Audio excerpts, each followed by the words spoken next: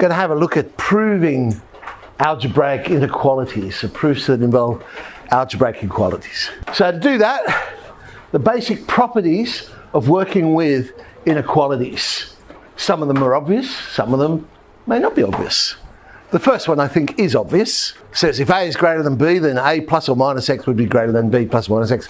Simply saying, yes, you can add or subtract the same amount to both sides. There's no issue there. However, when it comes to multiplication, it's fine if you want to multiply by a positive, but if you multiply by a negative, then you have to change the inequality sign. These algebraic inequalities that we're going to be working with, usually working with just positive numbers.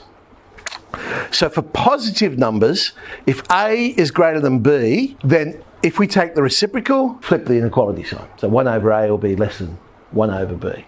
Also, again, if we're dealing with positive numbers and A is greater than B, then A squared will be greater than B squared. Now, if you have two inequalities and you know A is greater than B and B is greater than C, then it's logical to conclude that A is greater than C. So basically you can link inequalities of the same sign. Now this one you may or may not have realised, but you can actually multiply two inequalities together and preserve the sign.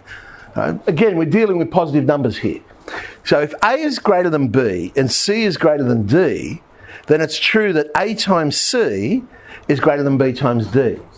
So you're multiplying the things on the same side of the two different inequalities. So that'll always be true. That can come in handy, that idea. And a similar one is when you're adding. So again, if A is greater than B and C is greater than D, then it will be true, again, dealing with positive numbers, then A plus C will be greater than B plus D. So you can add. They're the basic ideas that will help us. So techniques for solving. The first basic technique is if you want to prove X is greater than or equal to Y, sometimes it's actually easier to prove X minus Y is greater than or equal to 0. Because sometimes it's just easier to show something's always positive or always negative, depending on what the question is. Very old HSC question. We're going to prove that PQ is less than or equal to P squared plus Q squared over 2. So I'm going to use that idea. I'm going to say, no. I'm going to work with just P squared plus Q squared on 2 minus the PQ. So I've taken everything over to the one side. If I can show this is, now I've moved everything to the right, so I'll be trying to show this is always positive, always greater than or equal to 0. Well, if I create an algebraic fraction there, look what happens to the top. We end up with our perfect square. So we have P minus Q squared on 2, and yeah, that is always positive. So now I can say, yeah, well in that case it's true, because if P squared plus Q squared on 2 minus PQ is greater than or equal to 0, now that I know that's a fact, I can get that PQ, move it to the other side. That would also be a true statement. So P squared plus Q squared on 2 is greater than or equal to PQ. Now, I could, let's say, I'm not suggesting that I would, choose any of the different ways of doing a direct proof. I could do it by contradiction if I wanted to. So I'll assume PQ is greater than P squared plus Q squared on 2. So I'm assuming the opposite.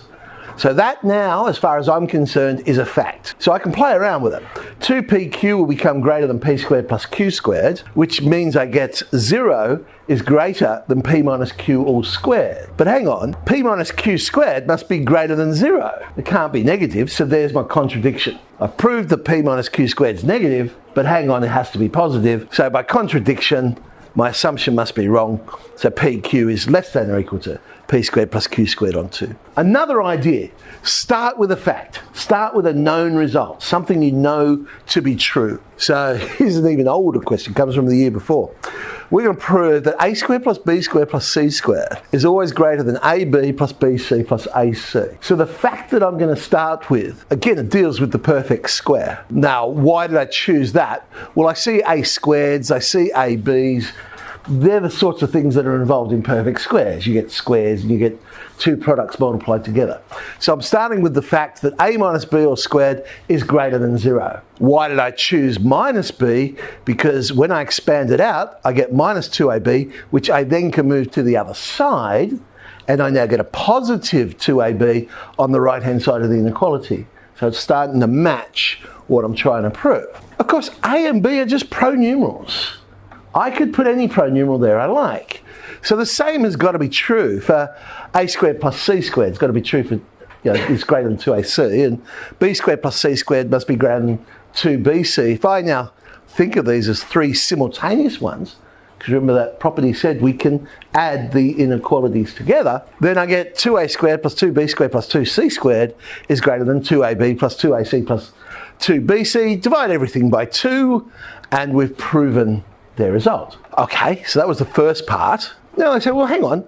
If a plus b plus c is always equal to 1, prove that ab plus ac plus bc then will be less than a third. Well, remember this idea.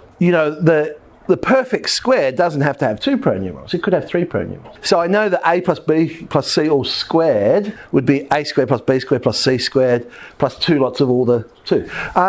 We saw that also in sum and product of roots, you may remember. The question where we had to find alpha squared plus beta squared plus gamma squared. It's basically the same thing, but I'm using a, b and c. So therefore, instead of writing what we just proved as a squared plus b squared plus c squared, I'm going to write it as a plus b plus c all squared minus 2 ab plus ac plus bc. And then I'm going to move, I moved it to the right-hand side, but then swapped them round. So I've moved it to the right-hand side, and we get 3 lots of ab plus ac plus bc. Now I'm going to use the fact that they gave me that a plus b plus c is equal to 1. So on the right-hand side there, I get 1 squared, which is 1, divide both sides by 3, and I've got our proof. The third key idea is to, and I actually did it already, if you think about it, but substitute different expressions into known inequalities.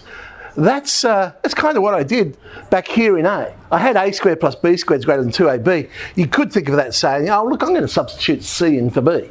It was a known inequality, and I said, all right, I'll substitute c in and so on.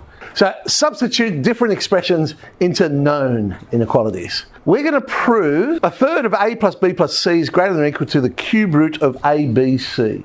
So we have that a squared plus b squared plus c squared is greater than or equal to ab plus ac plus bc. I'm going to move everything to one side. So I'm going to play around with the left-hand side minus the right-hand side. But in this case, I actually know it's greater than or equal to 0 because we've proven the line before. Oh, what the heck, let's multiply it by a plus b plus c. So, because we know a and b and c are positive numbers, then it's not going to change the inequality sign when I multiply both sides by it. And let's expand that out. Oh, there we go. Now something lovely happens. We get a whole heap of cancelling, and I get left with a cubed plus b cubed plus c cubed minus 3abc. Not quite what we want, but by geez, it looks close.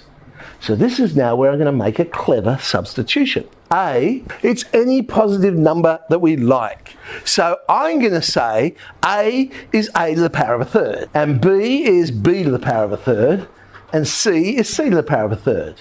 Right? It's still a positive number. All this is really saying is if I get 3 things, so A, B and C are just things, if I get 3 things and cube them and add them together, it'll be greater than or equal to those 3 things when I multiply them together. So now, after making that substitution, the left-hand side becomes a third of a plus b plus c, and the right-hand side becomes a to the power of a third, b to the power of a third, c to the power of a third, which is the cube root of abc.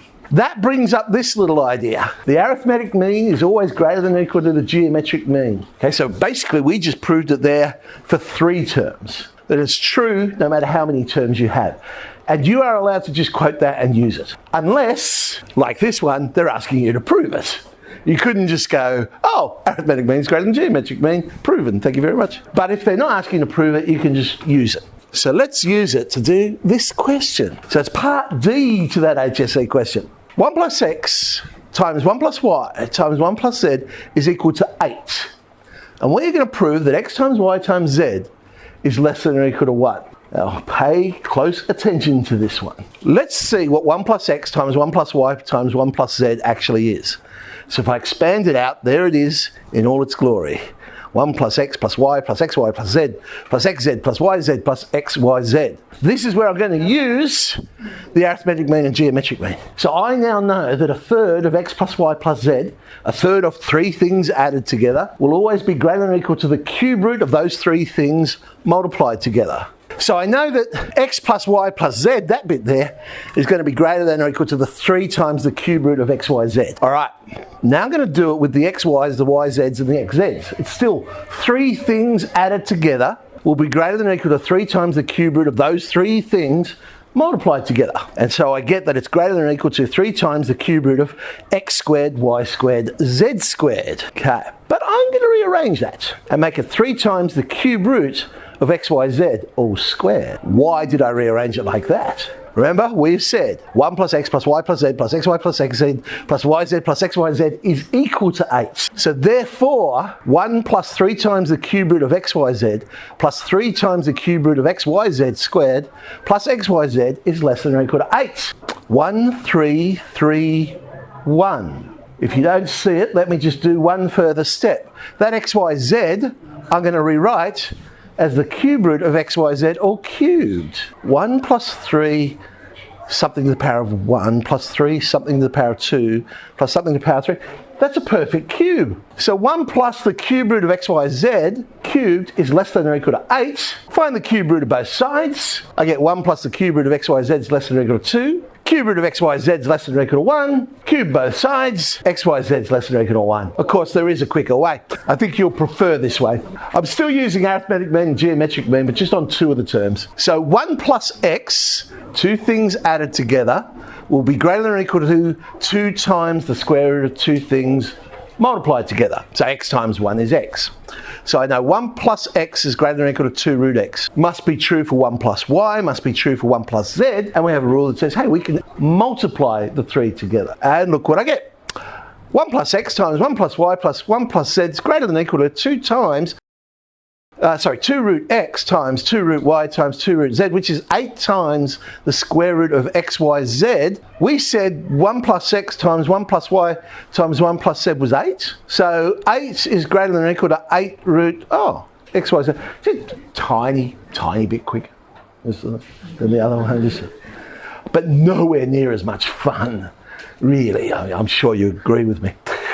Then we can get some really interesting ones they ask us to solve. Have a look at this one. 9 on a plus b plus c is less than or equal to 2 on a plus b plus 2 on b plus c plus 2 on a plus c, less than or equal to 1 on a plus 1 on b plus 1 on c. I'm going to use arithmetic mean and geometric mean. Right. A plus b would be greater than or equal to 2 times the square root of ab. 1 plus a times 1 plus b would be greater than or equal to 2 times the square root of 1 on ab. And I'm multiplying those 2 inequalities together. Why do that? Well, on the right hand side, the square root of ab and the square root of 1 on ab will cancel out, leaving me with just 4. But now I'll divide both sides by a plus b, and I get 1 on a plus 1 on b is greater than or equal to 4 on a plus b. Now have a look at the middle. I also need a b plus c and a plus c, so it must be true that 1 on b plus 1 on c is greater than or equal to 4 on b plus c. 1 on a plus 1 on c is greater than or equal to 4 on a plus c. Add those together, we get 2 on a plus 2 on b plus 2 on c. Divide by 2, and we have half of what we're trying to prove. So 1 on a plus 1 on b plus 1 on c is greater than or equal to. All right, so how do I get the other half? Well, how I get the other half is to use exactly the same idea, but not with 2 of the pronumerals, 3 of the pronumerals. So a plus b plus c would be greater than or equal to 3 times the cube root of a, b, c. 1 on a plus 1 on b plus 1 on c would be greater than or equal to 3 times the cube root of 1 on a, b, c. The root a, b, c and the root 1 on a, b, c cancel, leaving me with 9 on the right hand side. Divide, and there's my 9 on a plus b plus c. So it's close, it's not quite there. I've got the 1 on a plus 1 on b plus 1 on c is greater than the 9 on the a plus b plus c. I haven't got the middle bit. How annoying. Well, the middle bit. I'm trying to show something's greater than, but it's got, instead of denominators of a, b and c, it's got denominators of a plus b, b plus c, a plus c. I could say, let a be a plus b is a positive number, b can be b plus c, and c can be a plus c, and I now get 1 on a plus b plus 1 on b plus c plus 1 on a plus c is greater than or equal to 9 on, well, we'd have a plus b plus c plus a plus c, which is 2 lots of, Multiply both sides by 2, and we now have the other half of the inequality that we're looking for. Combine the two together, and we have our solution. Let's try another one. If a is greater than 0, show that a plus 1 on a is greater than or equal to 2. I could say arithmetic mean is greater than or equal to geometric mean. Two things added together, greater than or equal to 2 times the square root of two things multiplied together. The a and the 1 on a cancel, and I've got it. Unless you're thinking, well, hang on a sec. Isn't that really just using what we're trying to prove? I claim no, because I had to go the square root of a times 1 on a. That wasn't in the question. But if you do think so, then okay, we can do it this way. And I'll go, the square root of a minus 1 on the square root of a all squared has to be greater than or equal to 0. So therefore, a minus 2 plus 1 on a is greater than or equal to 0. A plus 1 on a is greater than or equal to 2. So, okay, I could do it that way. A is positive, B is positive, C is positive. Show that B plus C on A plus C plus A on B plus A plus B on C is greater than or equal to 6. A must come into, what have we actually done in A? We've said a number plus its reciprocal is always greater than or equal to 2. That's essentially what we said. Anything plus its reciprocal is greater than or equal to 2. I'm looking at the denominators here, so I'm going to say, right, I want this, because I want denominators of A, B and C. So first of all, I'm just going to play with A and B. So I know that B on A plus A on B must be greater than or equal to 2. A number plus its reciprocal must be greater than or equal to 2. I could do the same with A and C. I could do the same with B and C. Add the 3 together and look what we get. It's in fact our answer. All we've got to do is pull those fractions together on the left-hand side, and we have B plus C on A plus C plus A on B plus A plus B on C greater than or equal to 6. Now we'll show this one. A on B plus C plus B on C plus A plus C on A plus B is greater than or equal to 3 on 2.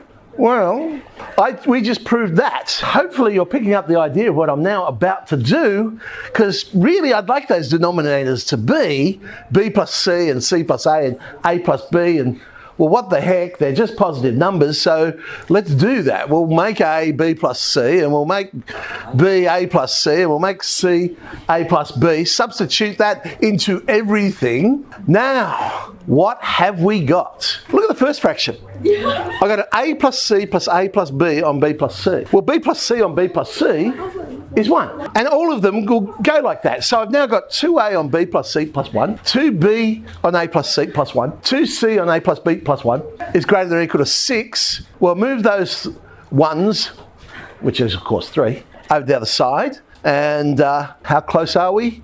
Oh, I just got to divide both sides by 2. We have our inequality. Alrighty, time for you.